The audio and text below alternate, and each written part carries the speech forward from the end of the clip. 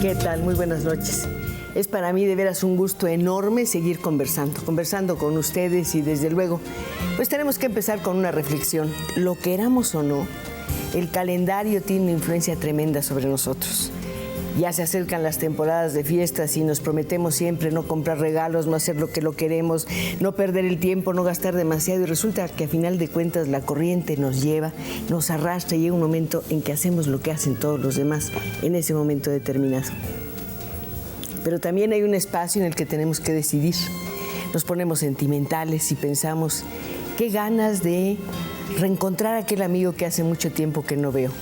Qué ganas de llamar a alguien y hacerle un regalo que verdaderamente sea de corazón. Qué ganas de emprender una relectura. Y yo siento que este programa es para mí todas esas cosas, porque significa el reencuentro con una mujer a la que he leído y espero tener tiempo suficiente para releer. Se trata de la escritora madrileña Almudena Grandes.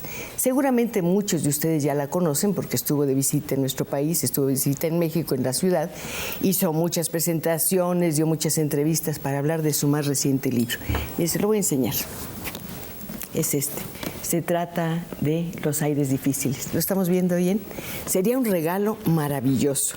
Yo le aseguro que si va a tener unos cuantos días de vacaciones, es el momento ideal para acercarse a este libro. Yo no se lo voy a contar porque además no se trata de eso. Voy más bien a acercarme a Almudena Grandes, a darle la bienvenida, a desearle lo mejor y desde luego a pedirle que sigamos conversando como lo hicimos hace algunos días o algunas semanas, ya no lo recuerdo bien, y siempre en torno a su literatura. Almudena, ¿esta es tu casa? Ya lo sé, estoy muy contenta de estar aquí y me siento exactamente como si estuviera en mi casa, o sea que muchas gracias. Prometí que no iba a contar la novela, pero seguramente alguien se estará preguntando, bueno, ¿de qué se trata Los aires difíciles? Mire, nada más se la describo así rápidamente. Dos personajes centrales, Juan y Sara, se encuentran en un puerto, en Cádiz. Es un lugar muy importante porque se unen el Atlántico y el Mediterráneo. Cuando abrí la primera página del libro y vi cómo iban llegando, sentí que se estaba descorriendo el telón de un escenario, que el escenario estaba vacío y que iban a entrar los personajes en un momento dado. Y curiosamente siento que entraron de direcciones distintas. Posiblemente venían de direcciones distintas, de vidas distintas, pero los personajes tienen un punto en común. Quieren hacer las cuentas de su vida, entenderse, reencontrarse, seguramente también encontrar el amor o deshacerse del desamor.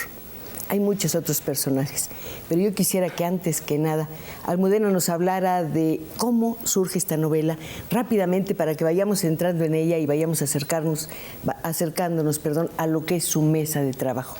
Una mesa de trabajo donde me imagino que hay cigarrillos, compactos de boleros, cuadernos, ¿no? Muchos cuadernos. A mí me gustan mucho los cuadernos. Bueno, pues no, se me ha olvidado lo que me has preguntado. Yo te preguntaba de dónde viene esta ¿de dónde viene la novela? ¿A qué novela? respondes? Sí, bueno, pues yo veraneo en la bahía de Cádiz, que es ese pico de España. Cuando se ve España, pues es más o menos un cuadrado que tiene un pico abajo. Ese pico es el estrecho de Gibraltar y efectivamente tú lo has contado muy bien. Ahí se juntan el Atlántico y el Mediterráneo y eso convierte la provincia de Cádiz, que es uno de los lugares más hermosos que hay, pues unas playas kilométricas, blancas, muy vírgenes todavía, unas casas, los típicos pueblos andaluces de casas blancas, con flores en los balcones, una forma de vida muy civilizada, muy reposada, muy pacífica. Está ahí, sin embargo, el viento, ese viento tremendo que resulta de la unión o de la desunión de esos dos mares, es capaz, cuando sopla, de convertir ese paraíso en una especie de infierno imprevisto, ¿no?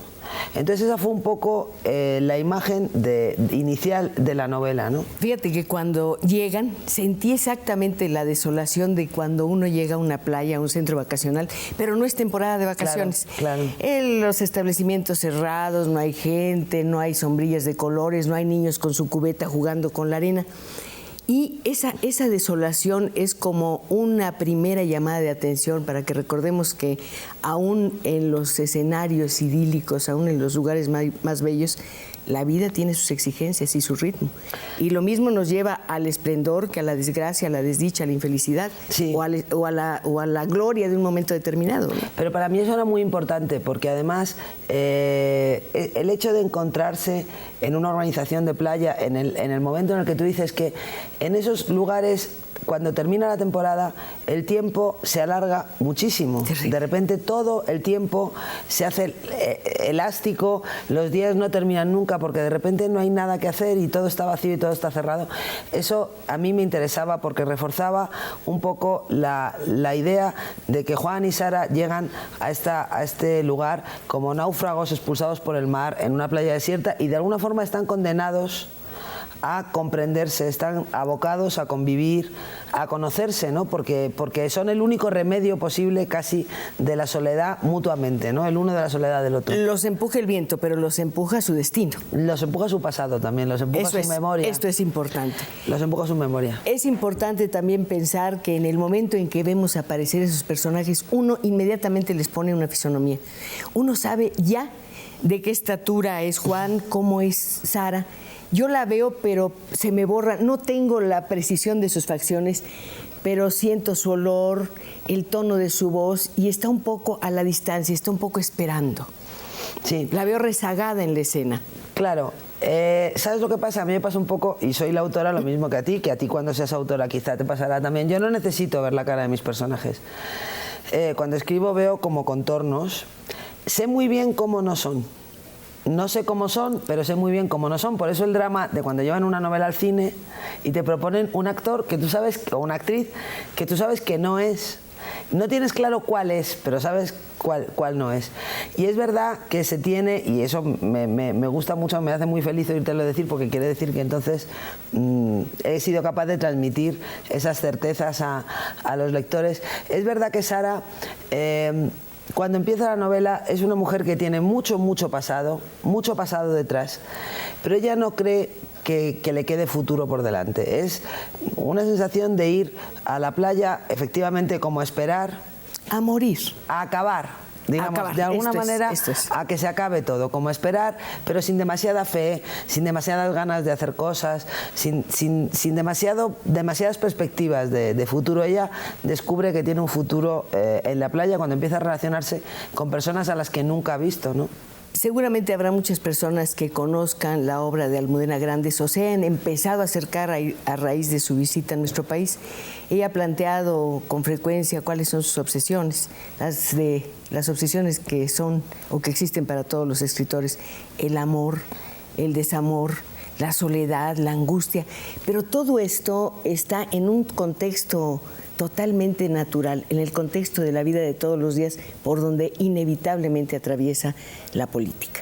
Sí. Me encanta que no hagas un panfleto, me encanta que no hagas una teoría acerca de lo que fue la Guerra Civil Española. Simplemente me interesa muchísimo subrayar que en el pasado de Sara está justamente eso. La guerra española, pero vista desde una perspectiva que francamente no habíamos pensado. Claro, porque yo creo que la guerra civil española es un tema del que se ha escrito demasiado y demasiado poco. Se ha escrito muchísimo, quizá hasta demasiado, de los aspectos heroicos de la guerra, ¿no? De lo que fueron naturalmente los 3 años de combates, de lo que fue la resistencia de Madrid, de la vida en la retaguardia, todo lo que tiene color, heroísmo, intensidad.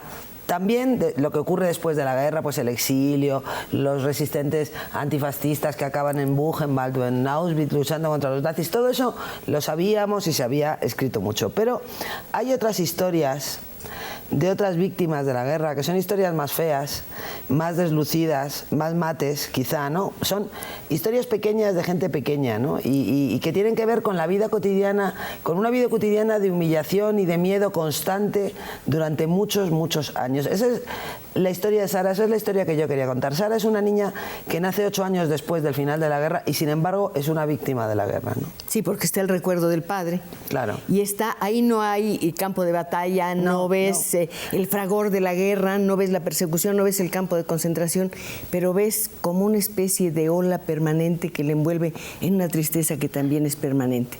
Yo tengo que decirles que no quiero olvidar que ustedes también pueden entrar, pueden participar de esta conversación. Estaba tan metida en la historia que me olvidé que tenemos un flamante equipo de telefonistas, 8 dispuestos a tomar sus voces. Les quiero decir una cosa, vamos a tomar todas esas llamadas y en cuanto sea posible se las enviaremos a Almudena Grandes porque se va muy rápidamente de esta ciudad a la que espero que vuelva muy pronto. ¿Te gustó la ciudad, por cierto? Mucho. Yo cada vez que llego a un país... Yo sabía que me iba a gustar México. Yo también sabía. Lo sabía porque toda la gente que se me parece, todos mis amigos, toda la gente que yo quiero, adora esta ciudad y todo el mundo me había dicho, te va a encantar, te va a encantar. Pero yo cuando llego a un país, lo primero que hago cuando pongo los pies en un país es pensar, yo viviría aquí. Y a veces tardo más en contestar que sí o que no, pero aquí fue instantáneo. Yo puse los pies en este país y dije, yo viviría aquí y dije sí. Puse los pies en esta ciudad y dije sí. ¿Podrías escribir aquí?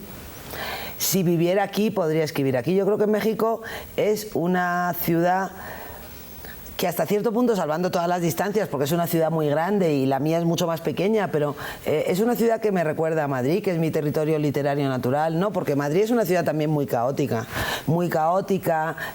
muy ruidosa, muy sucia, pero muy llena de vida, muy enérgica. Hay algo en las ciudades, yo siempre he dicho que Madrid es una ciudad superviviente, porque la han intentado asesinar tantas veces y ha aguantado, ¿no? Y tengo la impresión de que México es de ese tipo de ciudades. Entonces, esa energía y esa vitalidad yo creo que son mucho mejores para escribir que la pura belleza, ¿no? La pura belleza pasiva. Aquí está un arquitecto que comentaba, el arquitecto Legorreta, que a él le gustan las ciudades antiguas porque los muros están marcados con la pátina del tiempo, las casas tienen arrugas, tienen heridas, tienen cicatrices y es algo maravilloso porque por ahí resuma la vida, esto es extraordinario. Pero volviendo a relacionarnos con tus personajes, es curioso que ninguno de ellos se quede en una ciudad, porque en esa ciudad todo les recordaría lo que es su vida. Claro. No podrían deshacerse de ella. Claro. Sin embargo, se van a un lugar que el viento lava permanentemente y que las olas también lavan permanentemente. Todo se va, todo lo limpia el viento de levante y todo lo limpia el mar. Bueno, lo único que no puede hacer el mar es detener el tiempo, se nos está yendo rápidamente.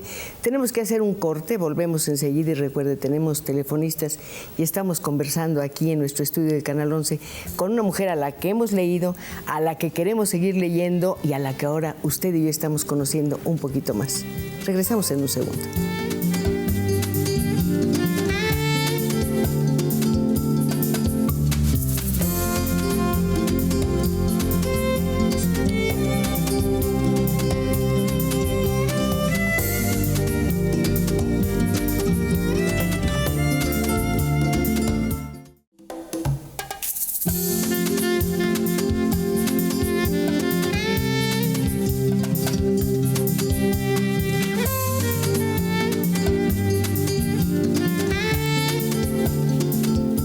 Estaba riendo de una cosa, ¿sabe de qué?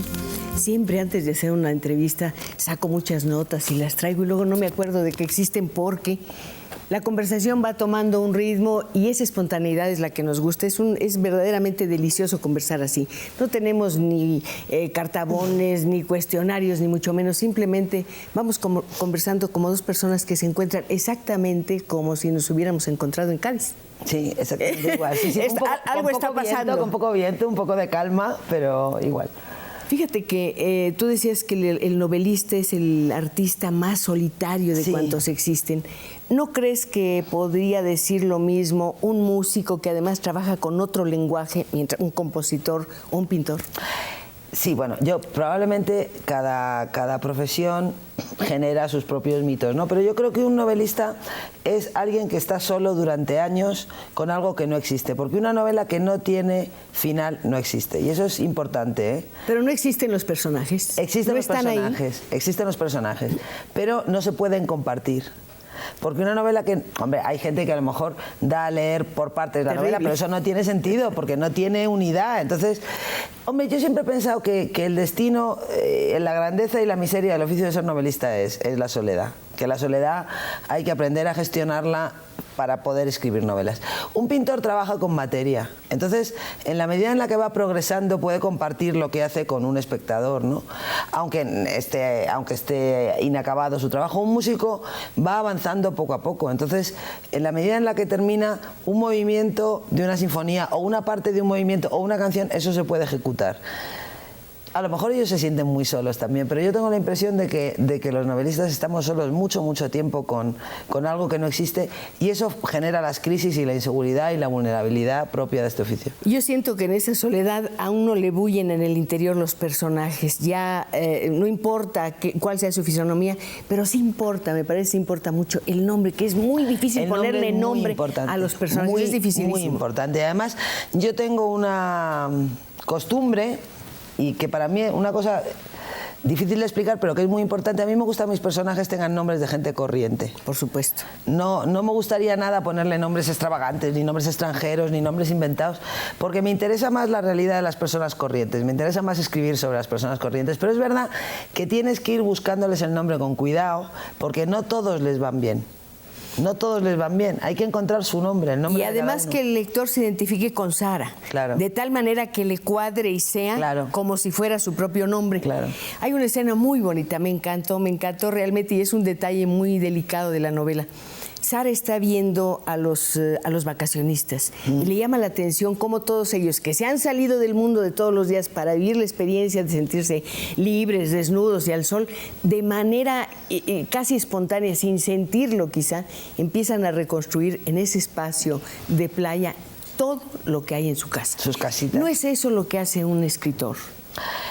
Bueno, sí. ¿En cierta forma? Realmente para un escritor una novela es una casa.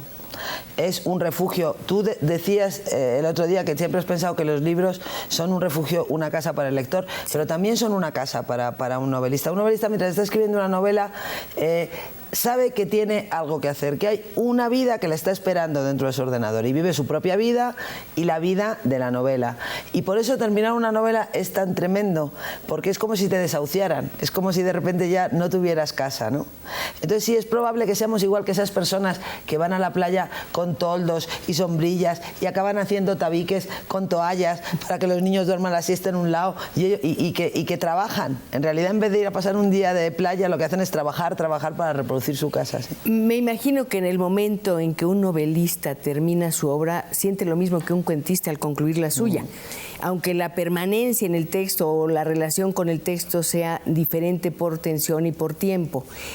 Me da la impresión de que cuando llegue ese momento, el novelista vive lo que viviría un cantante de ópera después de haber dado una maravillosa función, y que empiezan los tramoyistas a quitar el decorado y a apagar la luz y todo el mundo a decir nos vemos mañana, y el cantante ya no existe y se tiene que ir pisando el suelo como lo haría cualquier otra persona. Sí, es un poco así. Yo cuando termino una novela tengo la sensación, y en esta novela fue una sensación muy acentuada porque estuve escribiendo más de 3 años, de que yo seguía echando muchísimo de menos a mis personajes, yo los necesitaba, pero ellos, ingratos, se habían olvidado de mí.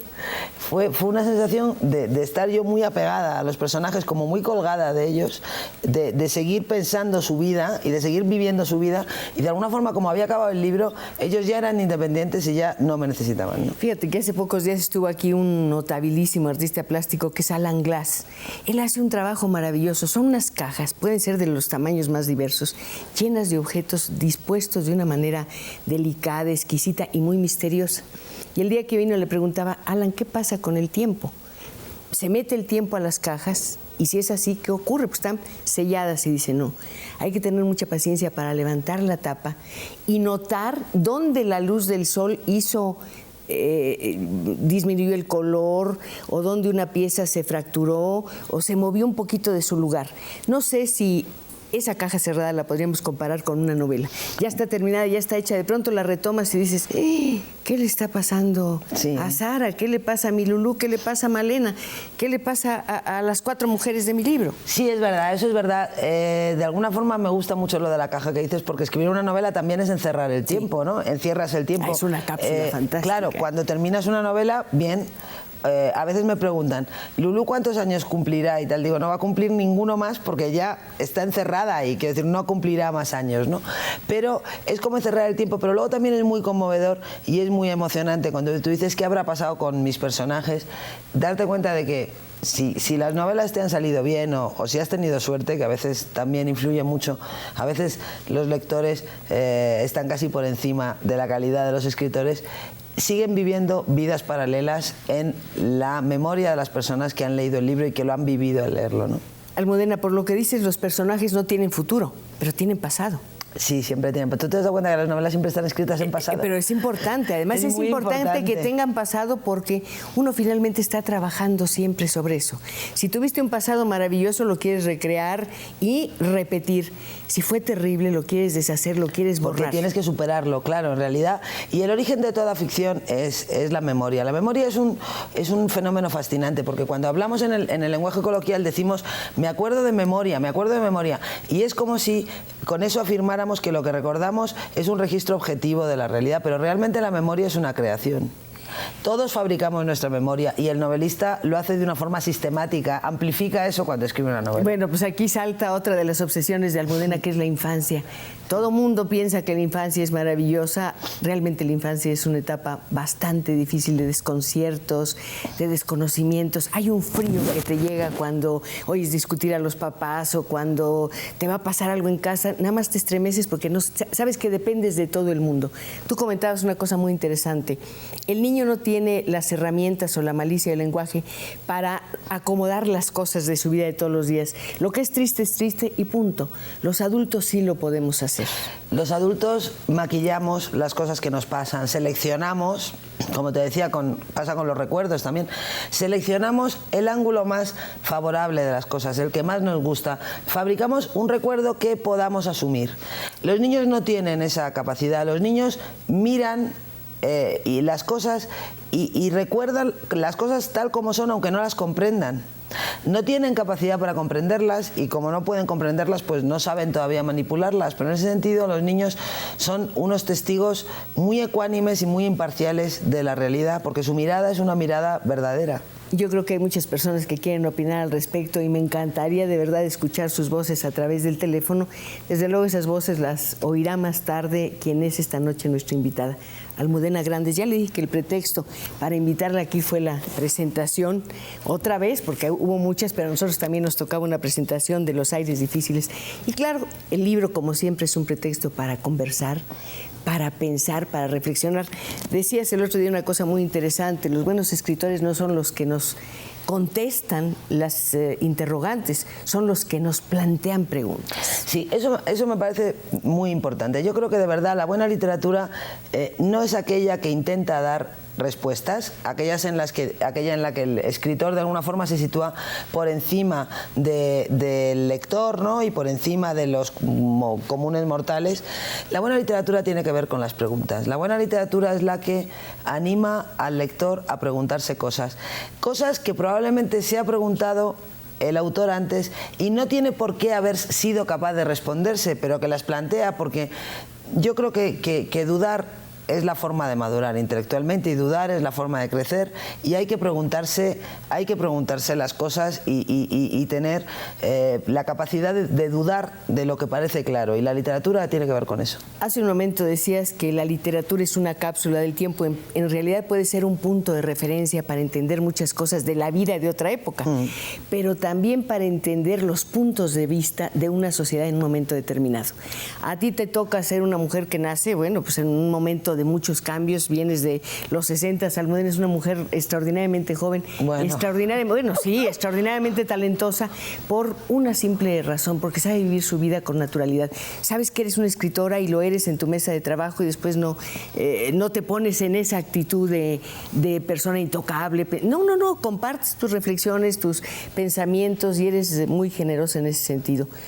Tú decías, no recuerdo en qué entrevista, porque ha habido muchas y muy interesantes, por cierto, que vienes de una generación que tiene que plantear muchas cosas relacionadas con un cambio profundo del mundo. A ustedes ya les tocó el momento de la pastilla, de la liberación, de una posición diferente de las mujeres en la sociedad, de una voz distinta, de una manera distinta también de pedir, de exigir, de recordar, de abrirse espacios, de trabajar. ¿Cuál es el precio de esa nueva posición de las mujeres? Yo, que soy una persona que en este momento soy, aunque no lo parezca mucho, bastante pesimista. Yo creo que nunca he sido tan pesimista como en este momento al respecto del camino por el que vamos y de las cosas que me rodean.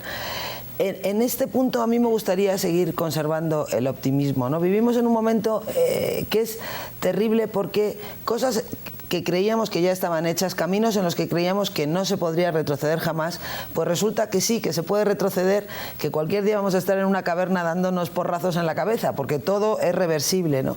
Pero respecto al tema de las mujeres, aunque yo sé que ahora las mujeres jóvenes están como cansadas, están como desanimadas, a mí me duele mucho oír a mujeres de 20 años que te dicen, bueno, a ti en realidad te estafaron porque tú trabajabas fuera de casa y trabajabas dentro y has estado trabajando siempre. Yo sigo pensando que la libertad, cualquier precio que se pague por la libertad es demasiado bajo y creo que esto es una crisis de crecimiento. La sociedad tiene que crecer y las cosas encajarán. Bueno, el tema de la libertad da para mucho y como sé que más vale que hagan una pausa ahorita porque ya me lo están indicando, yo quiero que nos acompañe, que se quede con nosotros, que marque nuestros números telefónicos. Oiga, que no se olvide de este título, porque si no, mire, los aires difíciles. Nos vamos a un corte y regresamos, ¿le parece bien?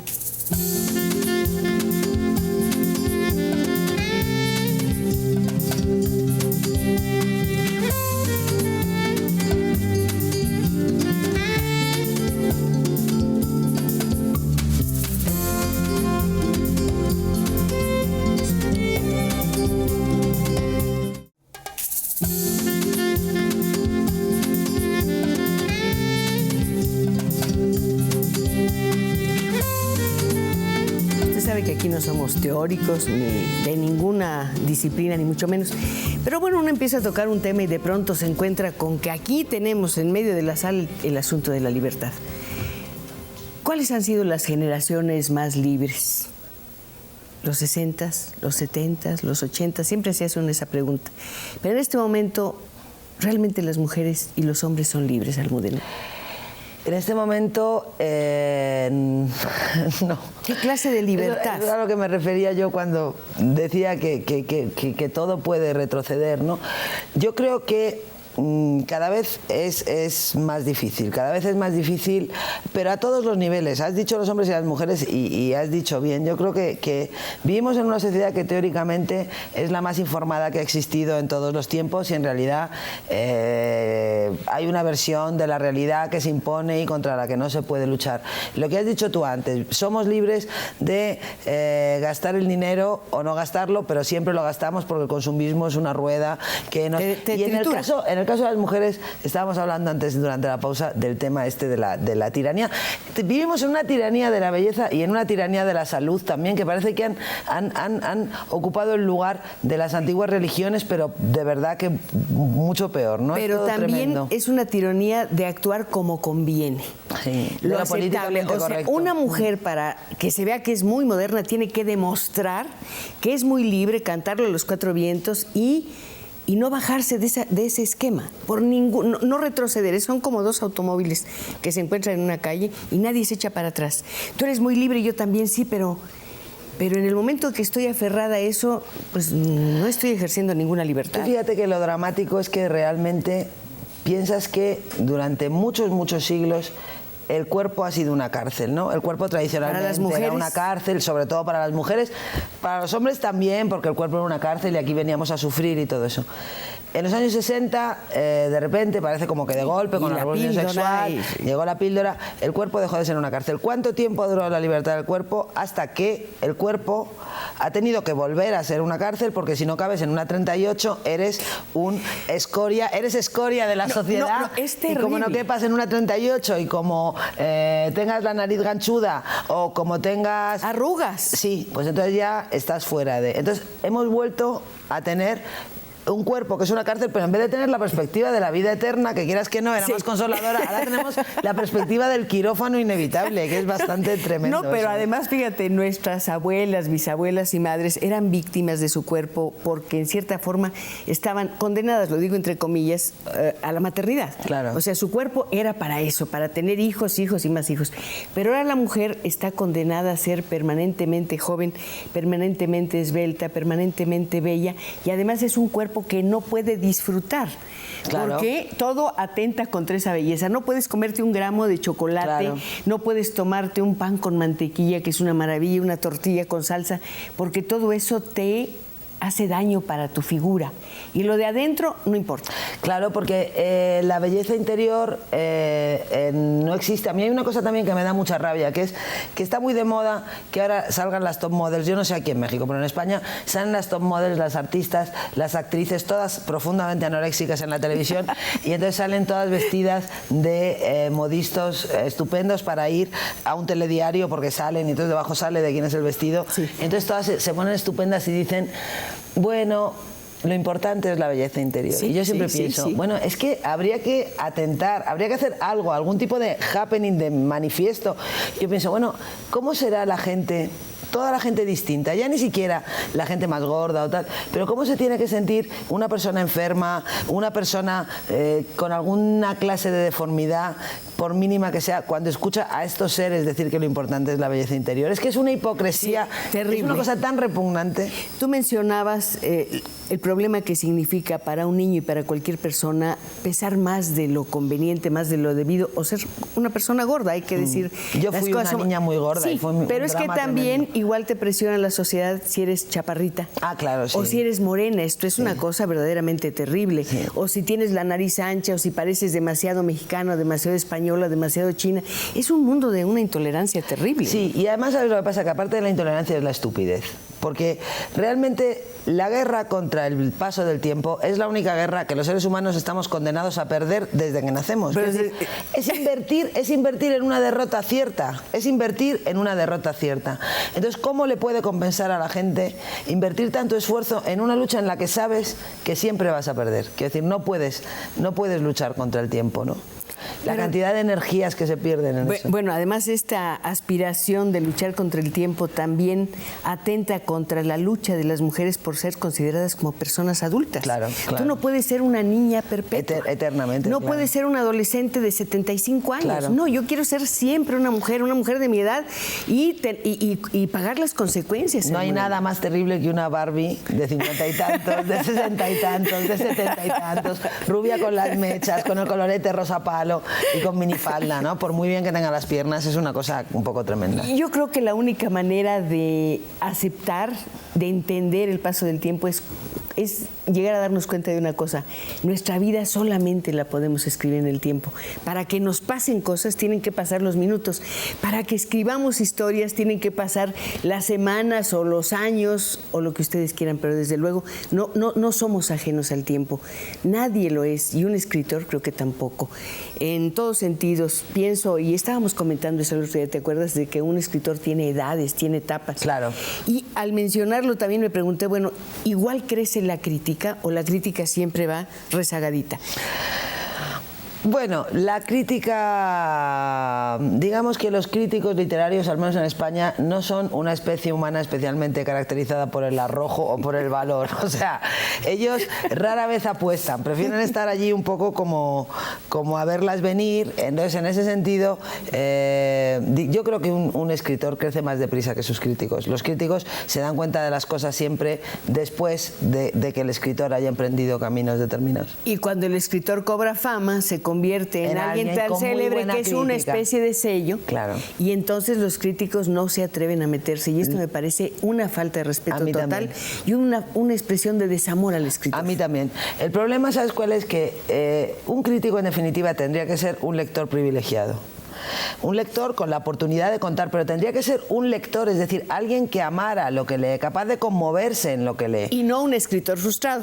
O, que no, es otro, o al es otro menos problema. no alguien que utiliza los libros que escriben los demás para brillar él y para afirmar sus teorías o para... Fíjate, hay un novelista español que es estupendo, que yo le admiro mucho, que se llama Juan Marsé, Sí, que claro. dice que su relación con la crítica hace muchos años que no le preocupa, porque dice, mira, los críticos siempre piensan que tú tienes que escribir un libro determinado. Si por una casualidad el libro que tú escribes coincide con el que ellos piensan que escribes, la crítica es buena.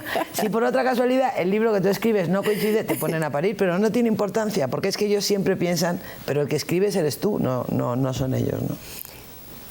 Sobre un escritor pesan los lectores, los críticos, los editores, los libreros, pero también las personas que los rodean y con las cuales se cruzan permanentemente. El otro día comentábamos todo lo que le sucede, por ejemplo, a Almudena, de personas que le preguntan si ellos son su personaje o si se inspiró en ellos, o alguna persona que también dice, ¿por qué no le cuento mi vida y usted le escribe? Y yo me quedé pensando mucho en este tema.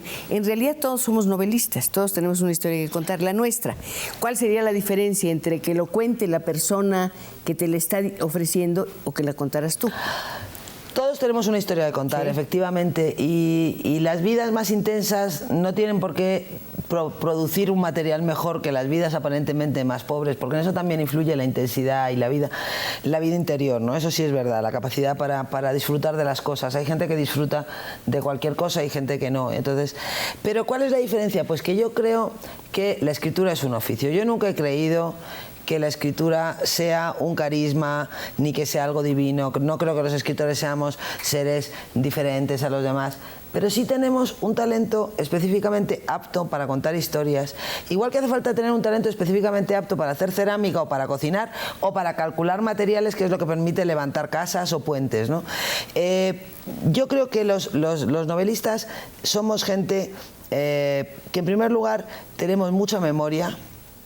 Y en segundo lugar, o al revés, en primer lugar somos lo que en España llamamos muy cotillas, es decir, nos interesa mucho la vida de los demás, nos interesa mucho mirar, somos observadores. Son voyeurs, están fisgando todo el tiempo. Somos observadores y vamos por la vida mirando la vida y somos capaces, tenemos la capacidad de dejarnos conmover por detalles de vidas que no conocemos, tenemos mucha memoria para guardarlas y yo diría además que los novelistas hemos sido todos niños fantasiosos. Yo era la típica niña que cuando salía del cine iba por la acera y hacía de Cenicienta y de la bruja yo sola, hacía los dos personajes cuando salía del cine y del príncipe y tal, y entonces me ves al príncipe. Entonces esa capacidad de fantasear es la que hace que los novelistas tengamos este oficio de contar historias y otra gente, aunque tenga historias maravillosas que contar, pues no pueda contarlas, ¿no? Pero además las grandes novelas, claro, tienen grandes personajes, pero esos otros pequeñitos de los que hablábamos el otro día son tan importantes.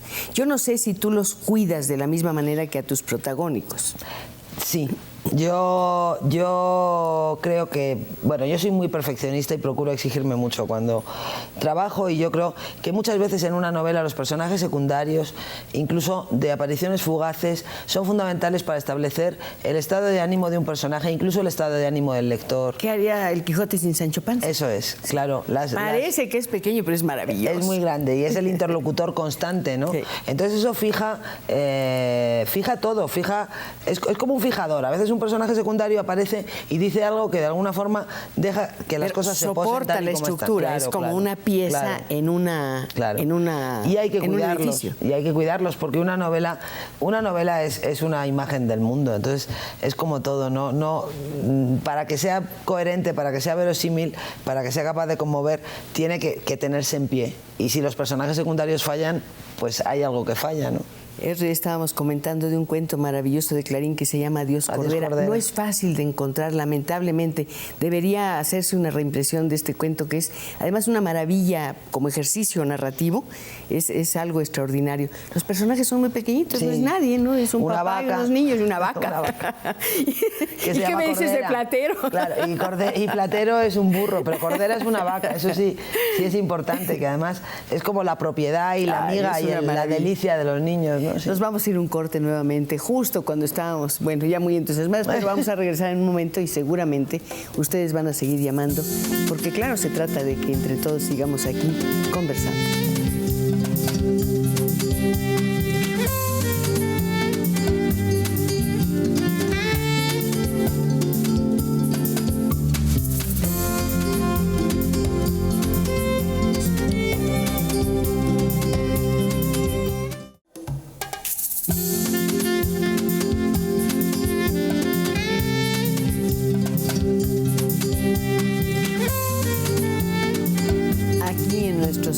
Canal 11 seguimos conversando con Almudena Grandes. Yo tengo que preguntarte acerca del futuro. Oí que tienes ya una novela corta, ¿es cierto? Sí. No dudo de la novela, dudo de que sea corta. Sí. Puedes dudar de todo porque realmente es un libro que yo me he encontrado sin querer. Es la primera vez en mi vida que me pasa, ¿no? Yo estaba escribiendo un libro de relatos. Algunos eran previos a Los Aires y tenían mucho que ver con Los Aires porque son relatos de niños. Los protagonistas son niños, adolescentes, pero todavía muy pequeños. Y eso es porque como yo trabajé tanto los niños en la novela, de repente fue un tema que me interesó mucho. Entonces pensé, bueno, voy a hacer un libro de relatos, que además me apetecía hacer relatos expresamente para ser libro, no en vez de recogerlos de aquí y de allí. Sí. Y el último de ellos, bueno, pues se me fue un poco de las manos. Y cuando terminé de escribirlo tenía 130 y tantos folios así en bruto y entonces ya me pareció que era muy difícil publicarlo con los cuentos y lo corregí, lo consulté, se lo di a leer a gente así de la que me fío mucho y bueno, me confirmaron que era mejor sacarlo solo. Entonces el año que viene, el 2004, saldrá una novela que no parecerá mía porque tendrá 180 páginas, creo yo, o un poco más, ¿no? ¿Cómo se va a llamar? No tiene título todavía, fíjate que no tiene título. ¿Tiene personajes? Tiene personajes. ¿Tiene sí. nombres? No, sí. Es la historia de tres pintores, tres estudiantes de Bellas Artes que aspiran a ser pintores, que se llaman, uno de ellos se llama Jaime, el otro se llama Marcos y la chica se llama María José, pero como es un nombre que no la gusta y que no es importante para ser pintora, decide llamarse José. Y es la historia de un trío, es una historia de amor entre estos tres personajes. Hay personas a las que no les gusta su nombre y se lo cambian y aparecen en tus novelas. Es que los nombres son muy importantes en mis novelas. Fíjate, por ejemplo, en Malena, Malena se llama Magdalena, pero se llama Malena, pero su tía se llama Magda. Y eso es importante porque, fíjate, a mí siempre me ha gustado mucho contar historias de gente como atrapada por un deseo, por el deseo de forzar a su vida a ser otra cosa. Yo creo que los seres humanos somos sobre todo voluntad. Yo creo que somos, más que seres racionales, somos seres capaces de desear. Y a mí me interesa mucho ese proceso de decir, bueno, mi vida no me gusta, pero yo voy a hacer que mi vida mejore, que cambie, que me guste más. Porque estás en las circunstancias de hacerlo. Claro, porque no todo el mundo lo puede hacer, tú puedes elegir. Claro, porque les capturo en ese momento, porque les capturo además a personajes con esa capacidad y en un momento determinado de su vida en el que pueden hacer eso. Ay, me dicen que se nos está terminando el tiempo y tengo tantas cosas que preguntarle a Almudena. Entre otras, oí por ahí que esta novela que le estoy recomendando, Los Aires Difíciles, se va al cine. Sí. Me extrañó que lo hubieras aceptado porque tú no estabas de acuerdo con la versión que se dio de Las Edades de Lulú. Y tampoco quedaste muy conforme con Malena. No, pero fíjate, yo siempre me he sentido... A mí, por un lado, me daría mucha vergüenza negarle a alguien que quiere trabajar en una cosa mía la posibilidad de hacerlo. Me daría mucha vergüenza, me sentiría muy mal, no sabría cómo hacerlo, ¿no?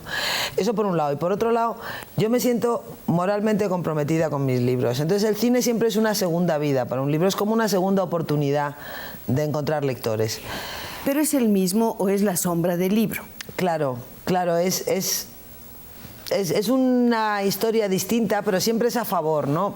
Creo yo, puede ser en contra, ¿no? Es como un eco, es como una prolongación, y desde luego uno tiene que entender que los personajes con los que convivió en un libro, a los que imaginó, a los que vistió de una manera determinada, a los que hizo que caminaran bajo una luz especial, no los vamos a encontrar nunca más. Cada quien hace su novela, Almudena, eso me encanta. Claro, y el director de cine también hace su novela. Por eso yo siempre digo que yo dejo que se hagan novelas, que a mí me daría mucha vergüenza decir que no, que creo que es bueno para el libro porque puedo encontrar más lectores, pero que a mí, como decimos en España, a mí que me registren. O sea, que yo no quiero saber nada, de la película. O sea, ¿no vas a intervenir?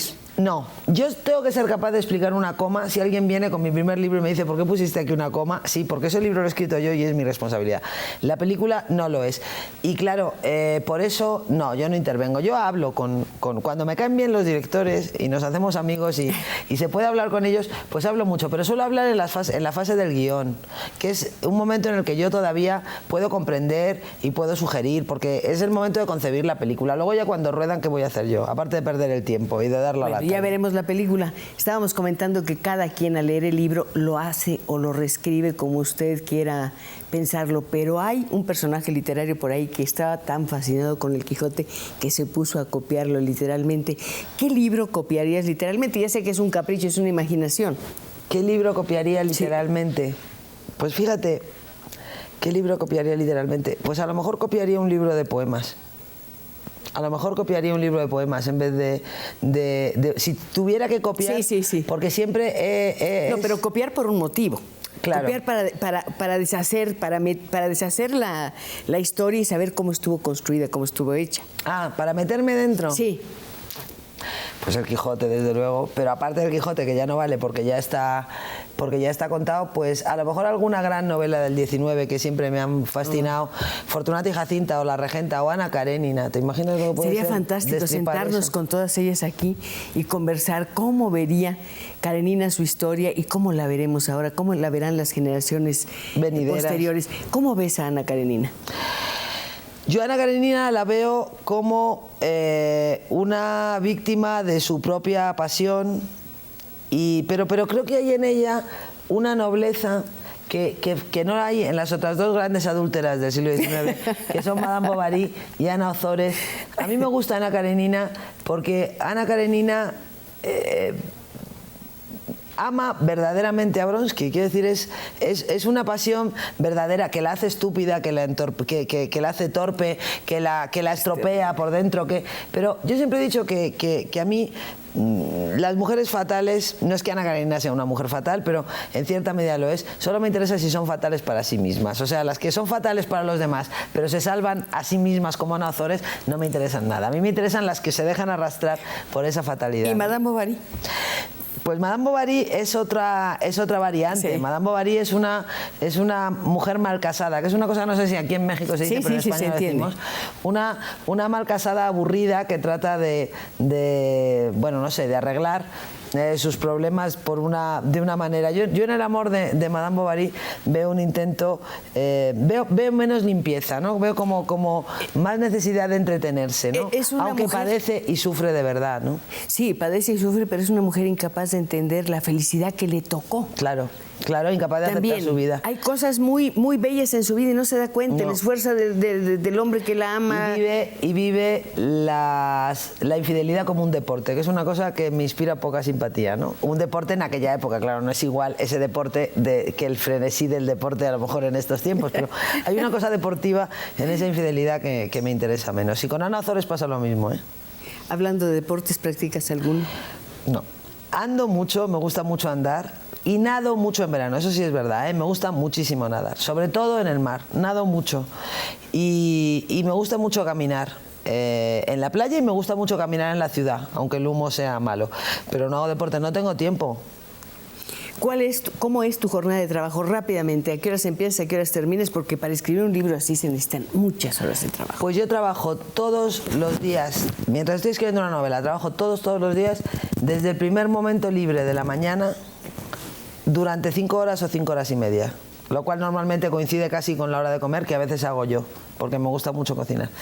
Pero más de 5 horas no puedo escribir porque pierdo la concentración.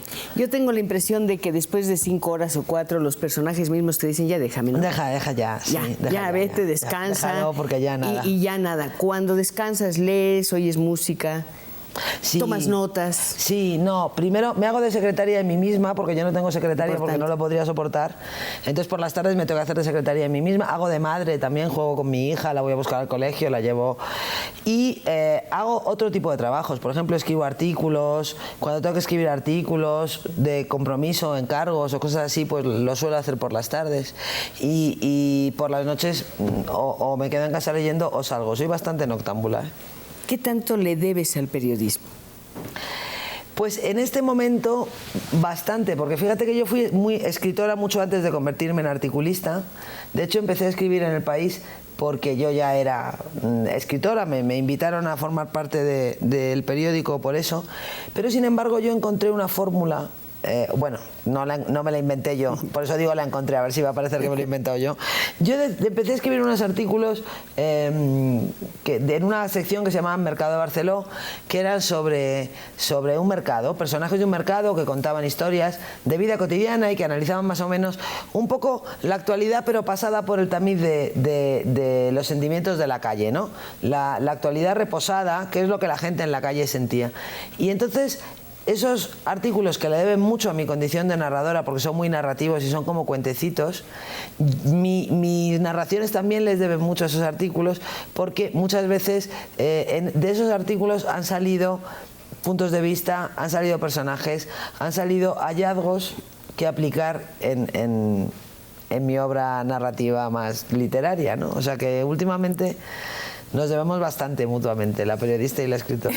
Eso me gusta, además me agrada mucho que reconozcas el valor del periodismo, porque es un ejercicio finalmente, es otro nivel de escritura, por supuesto, pero es muy importante y además te pone siempre en el ojo del huracán, te pone los pies en la tierra, ves la actualidad y te enteras de muchísimas cosas que son muy importantes para poner un marco a tu trabajo. Me comenta que se nos terminó el tiempo y bueno, yo me quedo con la tentación de que hay muchas cosas más de qué conversar con nuestra invitada de hoy. Sé que va a volver, sé que ella tiene muchas invitaciones y yo confío en que entre unas actividades y otras se dé un poquito de tiempo para acompañarnos, para venir aquí y seguir conversando acerca de la literatura, que finalmente es una especie de recurso para ordenar la vida o para mejorarla o para aprender. Y hay algo muy importante en la escritura, es una forma de cuidar el lenguaje. Sí, claro. Yo creo que las palabras son la cosa más maravillosa que hay. Y de comunicar, sí. y de emocionar. Y de comprender que la función del lenguaje pues es expresar y comunicar y emocionar con los demás. Hablando de palabras, ¿te gustan los diccionarios? Mucho. Es hermoso, ¿no? Descubrir. Me gusta mucho. Yo tengo incluso alguno metido en el ordenador, lo cual no implica que no lo tenga también en el estante de los diccionarios. Y me da mucha alegría cuando estoy escribiendo tener un diccionario para poder entrar sin levantarme de la Además tienen un olorcito especial, ¿no? Cuando lo abres tiene un olor distinto a los libros de cuentos, a los libros de historia y sobre todo, bueno, ya que estamos hablando de esto, a este libro que yo les recomiendo. Me dicen que ya me voy. Con los aires difíciles nos vamos, pero regresamos muy pronto. Gracias.